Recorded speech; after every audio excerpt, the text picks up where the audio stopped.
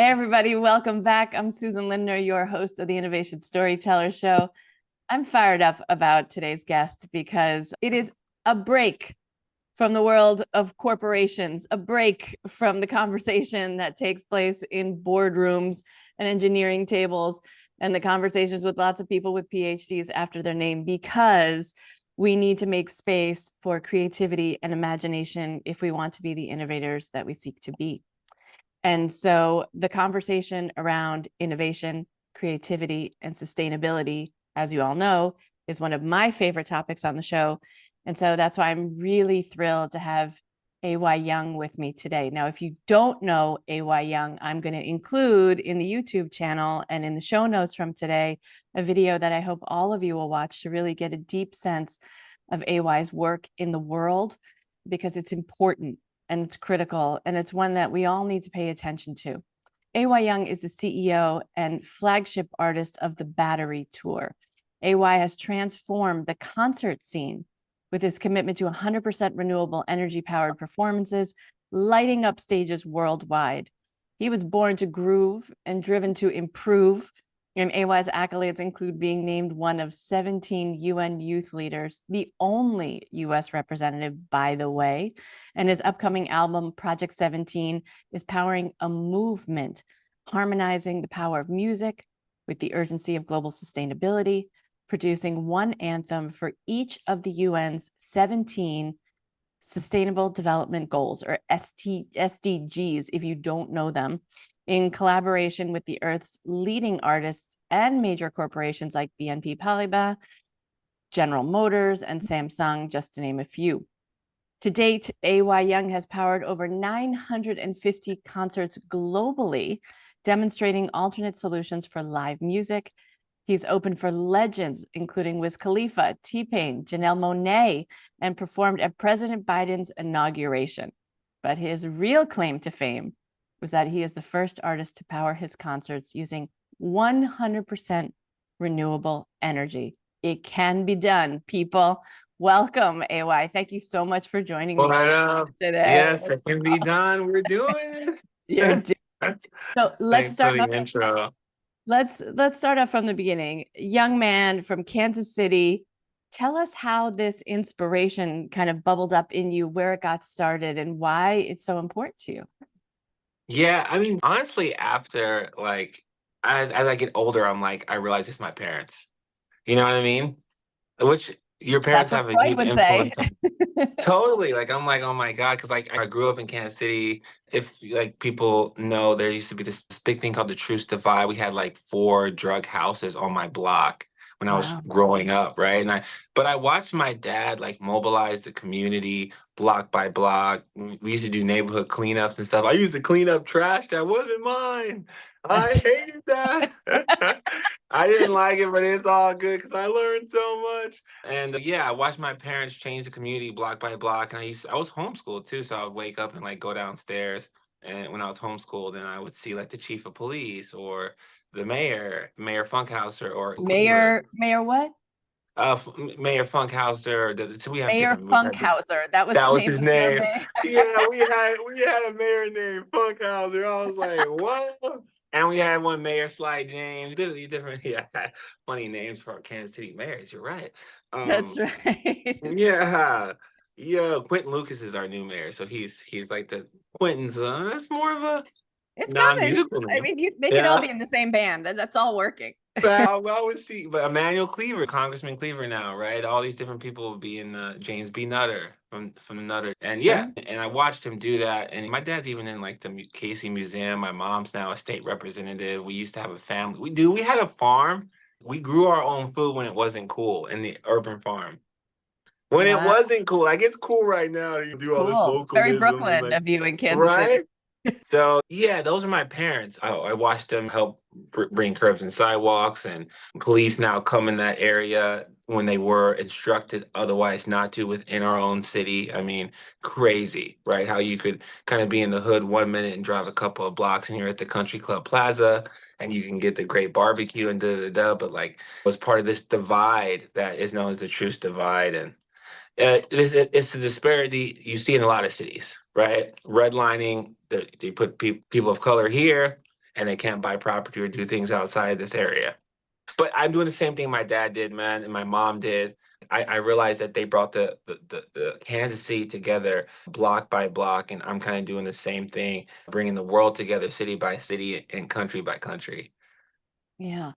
So that inspiration came as a young person, but that shift into battery power and the Yeah. shift to make it's one thing to create music, it's another thing to think about these sustainability goals along the way. How did these two things merge?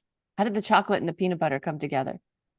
Well, stages, right? It's like even like with your life, you've been doing so much over the last right 30 years. I was talking about like your history of like helping women, like what was it, 20 years ago or whatever. Isn't it stages though? Like ultimately I think innovation is always going to be stages, and so stage one for me was like getting off the X Factor TV show. I had like Simon Cowell. He's not as mean as people think. I thought Simon was cool. So Simon was my mentor. Britney Spears, Demi Lovato, LA Reid, all good Yeah. people that I learned a lot from about the music business. Got off, and like any other artist, if you're an artist listening, or at least in the music business, once you get out, you want to go perform, right? You open up for a big name artist, open up for Justin Bieber, this person or that person. And I kept Sure. being told no. In the music industry, it's like a goose and egg too. Well, how many followers do you have? Well, I don't have 10 million. I just got off a TV show. Or they'll ask me, how many tickets did your last tour sell out? So that's when I learned something that I think all innovators and all entrepreneurs or just humans in general is I think in life we should do what we love to do every day. What are we here for if we're not doing what we love to do? And obviously, you need to know what drives you and what your why is. And you got to put 10,000 hours into whatever craft you design. But you should do what you love to do. So I was like, screw this. I'm going to figure out how to do a concert because I love to do music. And I want to do it every day. Right. And I obsessed over energy. And in 2012, that's when I kind of unlocked, oh, wow. Well, energy is the base resource, right? Like we need it in our food and our water. We all need energy. And if you store enough energy, you can power anything. So I started storing energy in batteries. And it wasn't even called the battery tour in the beginning. It was just a bunch of batteries and me doing like these 10-hour shows because I believe that I didn't do 30-minute shows because even in the US, a 4-hour shift is a part-time job and I wanted to be a full-time musician. So I immediately was like, okay, I got to do 10-hour shows. Like I wasn't doing Were 30-minute you doing sets. Like, covers or were you doing original yeah, music? Or yeah. totally. Like the Bag Tour is a mix of all. Yeah, I was doing cover songs. And that's actually what has formulated Project 17 because I was doing the Beatles. I was doing, people would be like, oh my God, I love when you do Garth Brooks, here's $1. Oh, I love when you do Drake, here's it. Oh, I love when you do the Dolly Parton song or Elvis Presley or Michael Jackson or and that's when people were like, oh man, we're your outlets. We power the tour. Because there was a Mhm. moment when I was performing and I was looking back, I'm AY and I saw the batteries. This is the battery tour. And then I had that Just eureka like moment, that? just like that. It was like show 5, and I was like, saw the battery tour. Then people are donating outlets, and I was like, oh my God, you're right, everyone in the world. And this is the concept that I live by, and this is how I'm bringing the world together, every facet of humanity, which goes into Project 17. I realized, oh my God, everybody in the world is an outlet for change, which is the logo of the battery tour, like that outlet. And Mhm. plugged into each other, right, on the local level, the community level, the world level, we can power change. So I started taking that donation money and going from city to city and state to state to go get the world plugged in, right? Yeah. And I think that was like the second step of my journey of like that's when I discovered people didn't have energy, and that led me to the goal, technically achieving the goals. And simultaneously, there is so much untapped energy in the world to help make these goals come to fruition. It's funny, there's a book I'm reading right now that I'm so inspired by. It's called The Great Work of Your Life. And it's by this guy, Stephen Cope, who says that the great work of your life, and he draws from the Bhagavad Gita, right? This is the original text of original mythical text of the Hindus, and says that the great work of your life is to find your soul's purpose. Because anything Oh, that's covered agreed. with the shoulds of my family, my culture, my humanity, my caste that I was born into, the whatever the world thinks me to be is put in the pile of the shoulds, what I should do. And that is energy, actually an energy stealer. the great work of my life is to find out what my soul's calling is, because that's where I tap the divine. That's where I connect with the greatest height of humanity and of my spiritual Yeah. purpose. And so I think it's really breathtaking that the work that you're doing is not just about kind of plugging us all into the energy, but also taking this untapped energy and giving it back to the world too, Totally. those that are in your crowd and those that are resonating with your soul's purpose, your music. Very well said. I appreciate it. And yes, totally. That's exactly what's going on. And you could say activating people in a way, empowering, inspiring, and then through radical collaboration as well as we can't really do any of these things. And we can talk about what the 17 goals are because people listening might be like, what are these goals? What is What he are these talking goals? about? You know what I mean? But we talk about sustainability all the time. People hear that and then you go, well, what is it? Even me, I was always confused with what is sustainability too, because it's so big.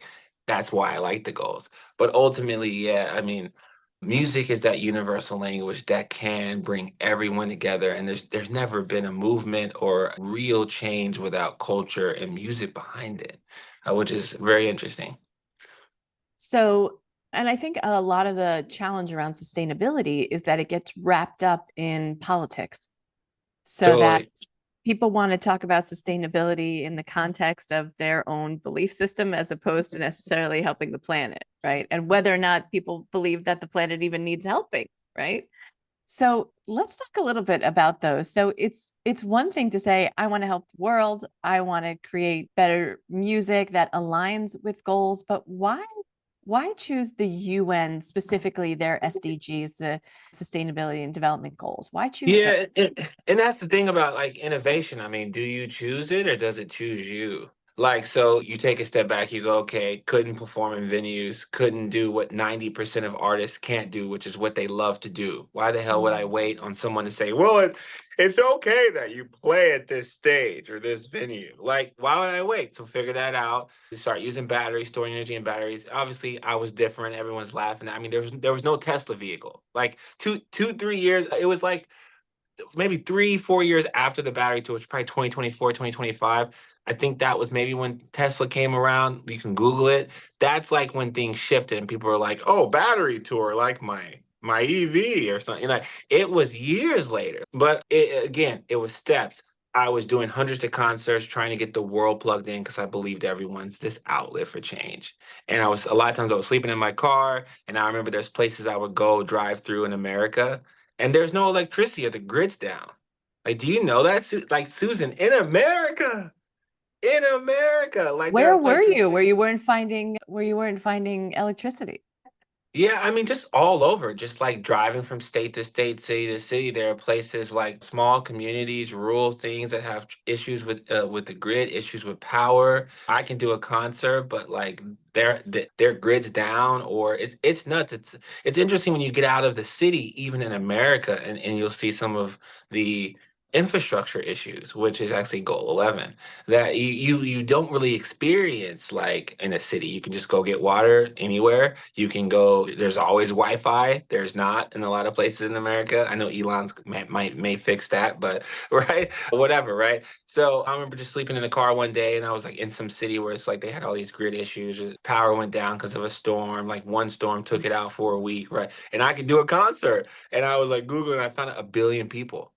1 billion people, guys, in the world don't have energy. And so Wow. that's when I took the next step because like for me it's like discovering your why, using your why, doing your passion every day. And then to me you get faced as an innovator to start using your passion to take an action. And to me that's what an outlet is, right? As you use your passion every day to take an action. So I was like, okay, I got to do something. I'm an outlet for change. I can use my passion, which is music, because I'm not to take an action. And so that's when I was like, I got to build something. And so I built that like solar box, mainly designed for developing nations. So I collaborated with some people locally, radical collaboration, built like a solar solution that can be deployed to places that don't have energy. And I kind of changed the model to what it is now, which is what I call music for impact, where every concert would raise money to fund, build, promote, develop, deploy sustainable solutions to people who need around the world. right? And so that was probably around show like, I don't know, 400 when I had that discovery. And so I went another 400 shows or so and had brought energy to like, I don't know, 18 countries or something. I think I had done like over 800 and something, brought energy to like 18. I was coming back from Honduras. And that's when I got the call from the Secretary General, and they started telling me about these goals. Wow. Oh, so you hadn't known about the goals prior. Heck no. Oh, Yeah. interesting. I had no idea. And that's the problem. Like when the Secretary General was telling me about these goals, guys, and if you're listening, like there's these goals, these 17 things that like the UN and all the countries like voted on. Every Fortune 500, every Fortune 100, just type McDonald's global goals. And McDonald's wants to drive forward goal two. They want to end world hunger, which is goal two.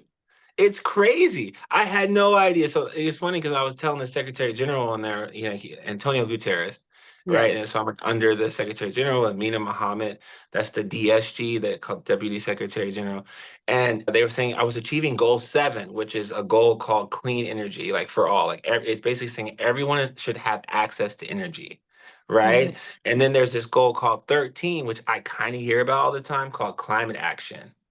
But basically, they're saying, oh, well, you were doing a concert that was carbon neutral, so it was like you were being sustainable or whatever. And I looked at the goals, and it only took me 30 seconds to figure out what Project 17 would be because I had been doing music for impact basically Mm, my whole life.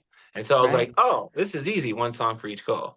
Right. But each song with a major artist singing or rapping about what they care about. Oh, and I need to have a sponsor. I need to own the music. I need to have the money to make the music and distribute it, similar to what Taylor Swift is doing, re-recording her own music, right? Because she doesn't own it. He wants to Right. own her. So she wants to own it because I was like, okay, if I gotta own it, because if I want to give 100% of the profits to organizations, nonprofits, people that do the work on the ground that get people food, water, and power, I gotta own it. I can't split 20% with the manager and 40 with 80% with the label and then be left with 2% of a song. So that's when I was like, okay, 17 sponsors, we can help drive up their ESG, their KPI. This is a really innovative model that has never really been done before, where you're bringing corporates together with the nonprofit implementing partners, with the influencers, actors, and athletes, plugging them into the goal they care about through the PSA campaign, the C-suite executives, the family offices, the asset managers, right, the hedge fund directors, all these people that we are galvanizing through this music project and through the ecosystem of these goals. It's never been done before, but we're doing it. And that's Project 17, right? One song for each goal, and each song will make impact. Got you. So which of these songs are you most happy with thus far? Can you pick Yo, can daddy pick a baby that he loves the most? I don't know if that's possible. I know. I don't know if I can say, I don't even know if I can say that because all the goals are important. But gender equality's on there, good health and wellness. Right. Yeah, I don't know if I would. And the music's obviously not out yet. So Project 17 is not really coming for the next year, 2 years. A lot of progress. Obviously, companies like BNP and General Motors and Samsung were the first to come on board, but there's 17 goals. That means 17 slots. I mean, we have 6 or 7 NGOs, but there's 17 goals. We got to at least have 17 to give the money away to, right? So they can do what they do. National Wildlife Federation's one, others. So I think we have 6 major artists. Obviously, people know I've been working with people like just so many great artists and great people around the world. So yeah, I think what I'm most excited about to pivot from answering that question is Why? is is is the road, right? The road to 1,000, because that comes before Project 17, which is achieving like the Guinness World Record and being the first artist that does 1,000 concerts. Let's talk about this is a show about storytelling and how we take innovation and breakthrough ideas and we actually communicate them to other people. Can you tell us a little bit about some of the pushback you might have gotten in taking this approach? Because I know all of my listeners, they've tried to get their big ideas across the finish line many times and gotten the pop, stop, thumbs down, not doing it for lots of different reasons. Tell us a little bit about the stories that you told to the artists that you wanted to get on board, but also to other folks in the music industry who might have said, I don't know about this, just make great music. Okay, why?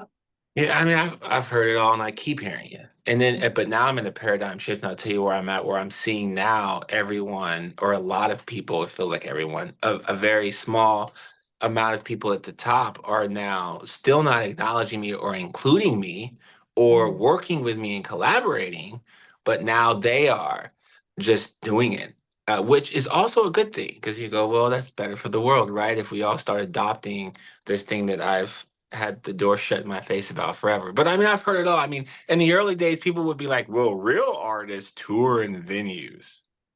Wait. Go back for a second. Go back for a second. Tell us the story that you told, right? When you say, this is who I am, this is what I do, and the pushback that you got. But then also, what's the counterpunch? What's the like, how do I get Yeah, my I mean, there's claim different back? phases. I've been doing this since 2012, right? So Right. this I'm on show 958. So the stuff I could tell you today, like just when I just did Times Square, I just did the Peacock My Theater, and I hometown. your hometown, okay. See, I took over and made history. No one's ever done Times Square with clean energy. And I can tell you stories of pushback or even at the Peacock Theater when it's funny how sustainability is something that we know about and people, I've done 900 and something concerts, but even the pushback from the production team of Peacock Theater, where we're explaining to them, yeah, guys, we just did Lollapalooza with this. We can do it. Do Like the Peacock AY's done. Theater. Yeah, you know what I mean? Like, but they're just like, well, we don't know how this works. I mean, typically we just go off the grid. It's like, yeah, you could go off the grid. We can keep going off the grid, and we can keep using diesel to do this stuff, but you can do it differently. It works. But the pushback is, I think it's just foreign. It's just like because now when I think about the conversations 8 years ago when people would I mean, music business people would almost laugh at me. Well, why don't you do? They couldn't even fathom the fact that I wanted to do a show outside of a venue if I had to, or because it was better for the environment. So they couldn't even fathom why I would want to do shows on batteries. That sounds crazy. Like, why? Now, obviously, And there what was a. was the answer? What was the story you would tell them? I mean, I would just say what I say now is like because I mean, why wouldn't I? I mean, it's soundless. People can hear me at an outdoor festival or concert. When if you have a generator, it's loud, it's messy, it's noisy, it's expensive, and the energy is free. Like, why wouldn't I? The sun is Right. coming out tomorrow. You could just store the energy.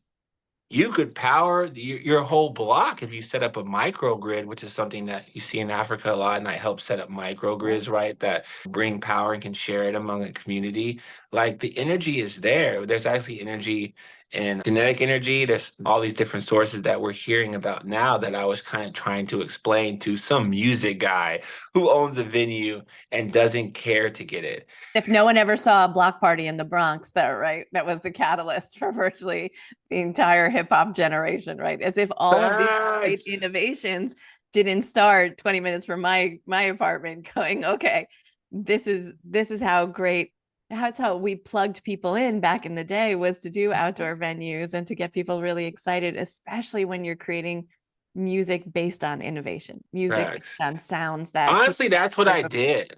I Mhm. took it to the people. That's actually why I say the battery tour is like for the people, by the people, with the people, which is really funny. But it really was. That's why the logo is a circle because people would make a circle around me, and they kind of helped me create that radical collaboration idea. Everything that I do is not marketing. It just happened. It was just like local business people who believed in eating healthy or sustainability would just come and set up and be a vendor. It just Mhm. naturally became an open mic night, a platform for artists who may not have a million followers and couldn't be in the venue, and became this grassroots movement that then ended up, started to have an impact, not just from a local situation and bringing people and business together and all this stuff, but bringing people energy that didn't have it.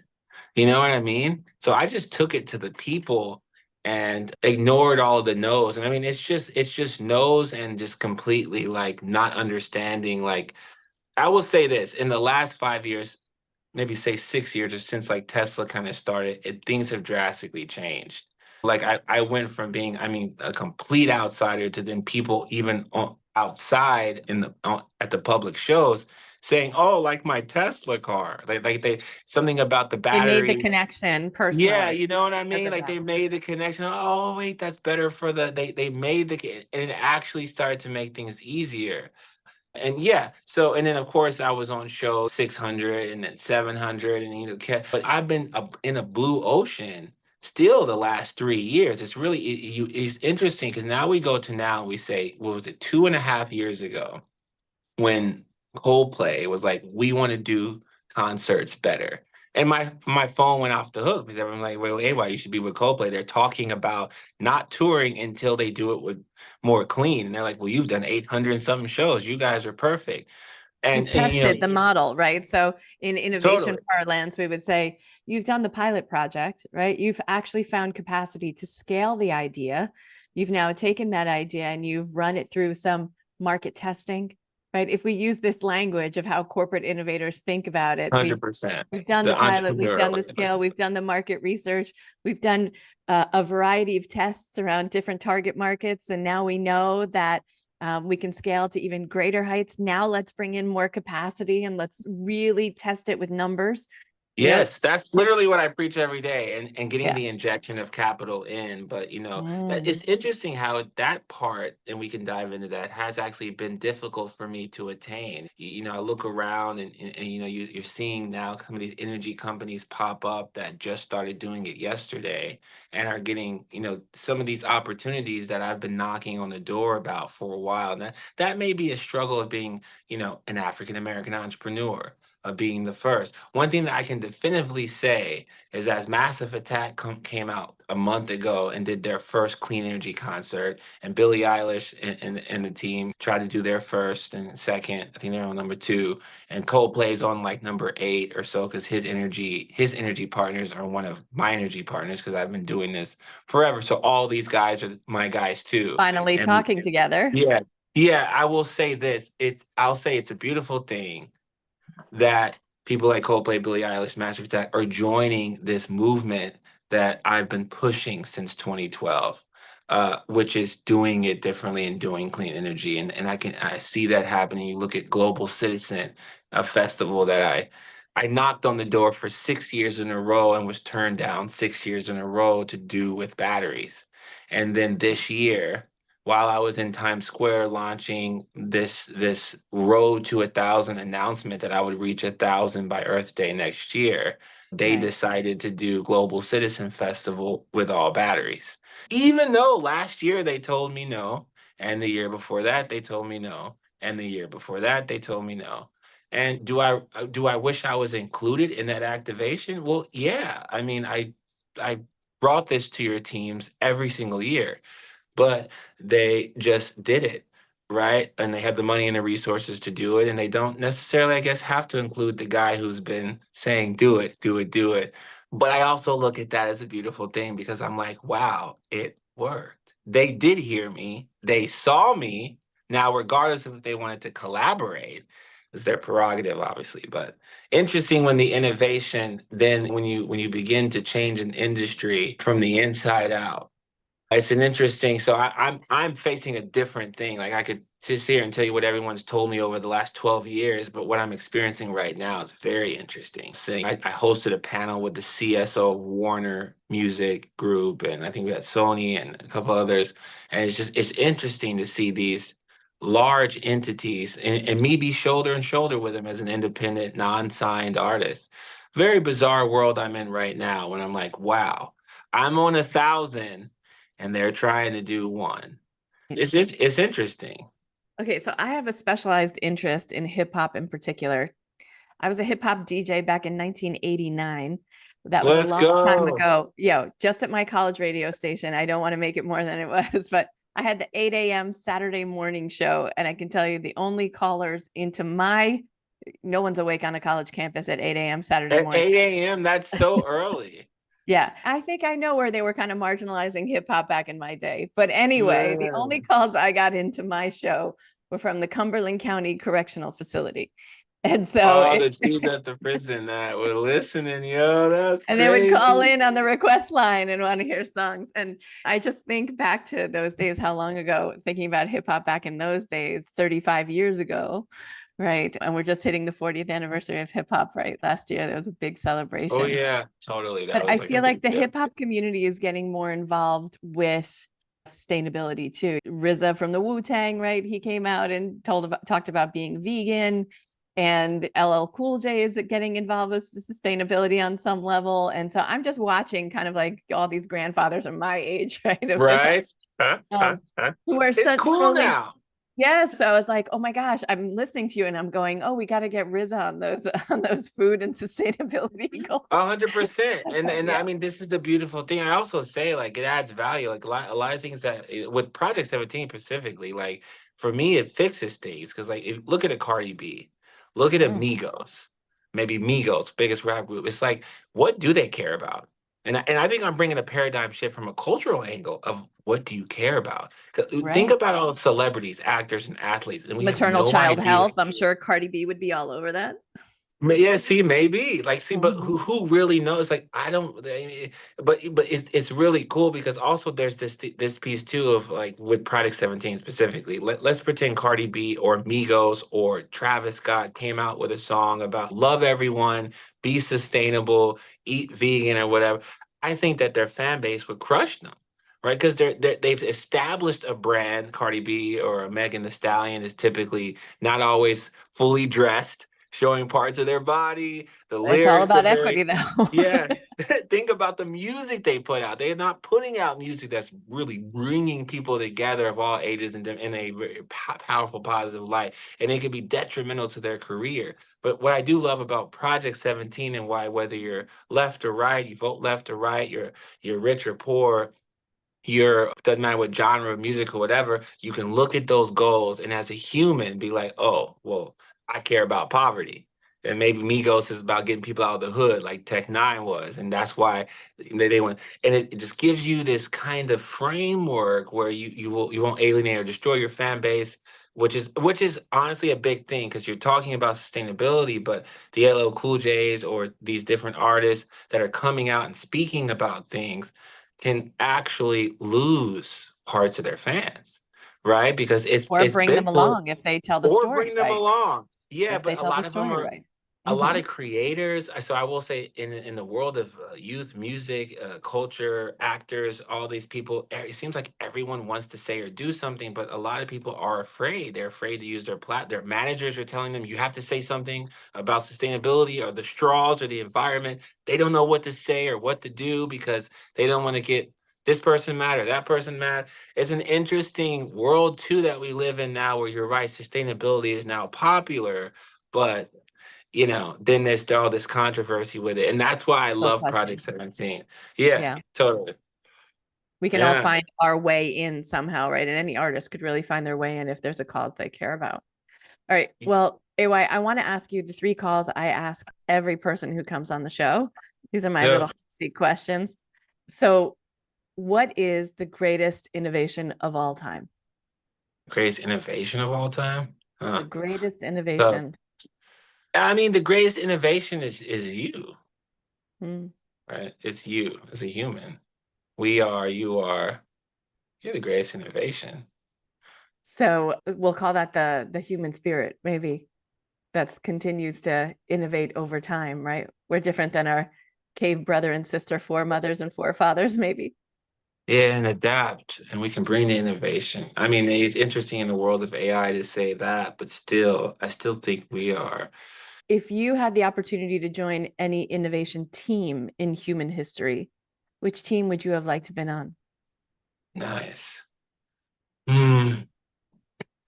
I I would I personally, there's a lot of great startups and a lot of whatever, the Steve Jobs, the Elon Musk and Teslas, but I honestly love music for impact, and I would actually choose Battery Tour. And I hope Battery Music, I guess it'll be Battery Music at some point, which is umbrella with all these. But what we're doing at the Battery Tour, like, is incredible because it's a little piece of everything.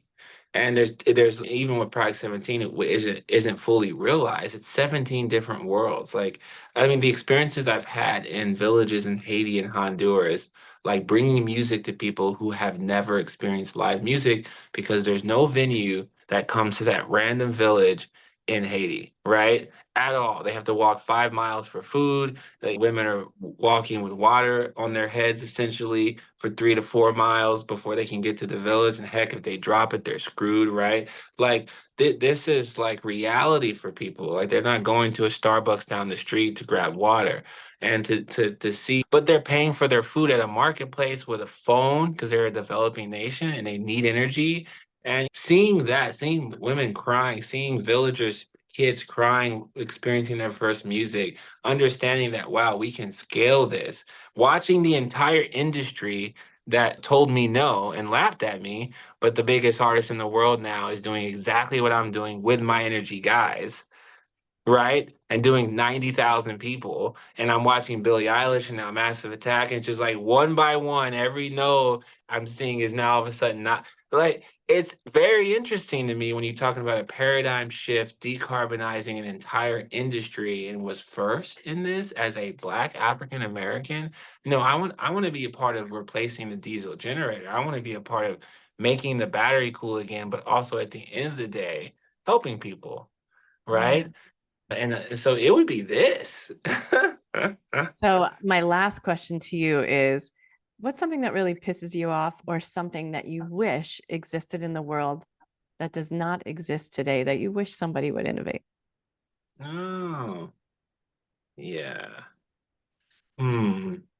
Well, there's almost two different questions. Like, oh, man, what's something that pisses me off? And then you may think, well, what's something that should be Either. innovated? These are the two levers of life to get people to move. They either hate something or they love something, right? They I either fix know. it or they want more of it. So, Back in I think my mom always said, like, if you don't like something, that's probably because you should be doing it. You know what I mean? uh-huh. It's like that's a good question. I actually like that. Yeah. I mean, it's what drove me. I mean, I don't I